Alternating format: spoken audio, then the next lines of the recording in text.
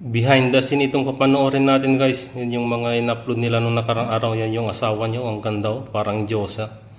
At saka, o nga pala guys, yung akala natin na mekaniko siya. Siya pala, mekaniko siya pero siya yung may-ari ng talyer na yan. At saka, siya yung CEO, di ba? Parang mga telenovela sa ano, drama sa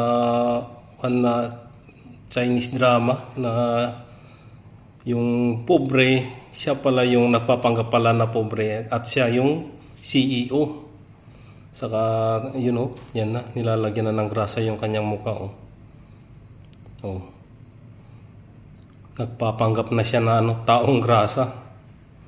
Kunwari, nakapagtrabaho na siya ng maraming ano, marami na siyang nakumpuni na sasakyan. Oh, yan na, oh. Yung ngiti niya, oh. Ayan, pupunta sila sa ano, sa shop o di kaya restaurant para gawin yung kanilang mga kalukuhan o yung pagbablog, yung content nila ba na gagawan ko na rin ng content, gagatasan natin sila. O yan na siya, oh, grabe yung cellphone niya, oh. Naka iPhone 17 Pro Max, grabe ang ganda. Saka, o nga pala guys, yung shop na yan, o di kaya karinderya, siya rin yung nagmamayari, o di ba? Mayaman pa talaga. At saka mayroon din siyang ano, mayroon din siyang pina-renovate na, hindi ko alam kung branch nila yun o bahay, pero sabi ng asawa niya, parang bahay nila. O yan na siya, o. Yan, mayroon akong upload niyan guys, panoorin nyo na lang, nandyan. Hanapin nyo na lang sa upload ko. Yan na yung kasama niya, o. Katandem niya. Siya yung taga-video pag wala yung, kung hindi na natin nakikita sa video. Yan, no.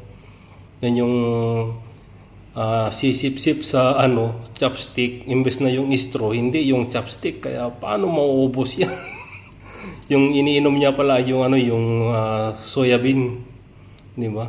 Saka yung kinakain niya na parang siopaw. Yun yung siopaw na walang palaman. Ang tawag doon ay manto. Naka iPhone 17 Pro Max, so grabe. Samantala ako, nakaupo lang. Mas uunahin ko pa yung ano guys, gastusin sa pagpapaaral ng aking mga anak kaysa sa mga mamahaling gadget. O yan na, oh. Yan, tapos na ano. Tinanong niya kung tapos na. Yan, tumayo na siya, oh. Sa kabila naman. Oh, yan na sila, oh. Yan yung mga trabahador niya. Sinong mag-aakala na siya pala yung may-ari niya? O, di ba?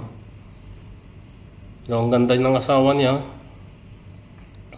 Sa mga susunod na upload ko, makikita niyo yung ano, yung kanilang anak. Ang cute din ng anak nila, guys, at kamukhang-kamukha yung tatay. Yan. Nagpapanggap na duling. O yan na, uuwi na sila.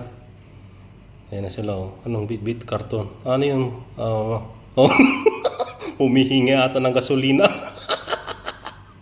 Oh. Humihingi, oh.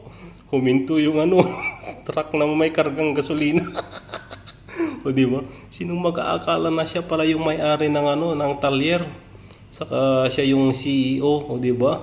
Pinaka-boss na nagpapanggap na normal lang na trabahador, o di ba? Ang galing. Saka yung asawa niya, ang ganda, parang Diyosa. At saka gaya ng sinabi ko sa susunod na video, makikita niyo yung ano, yung cute nilang anak na babae na kamukhang kamukha yung tatay niya. At ngayon na nga guys, maraming salamat sa inyong panood. Peace, I'm out.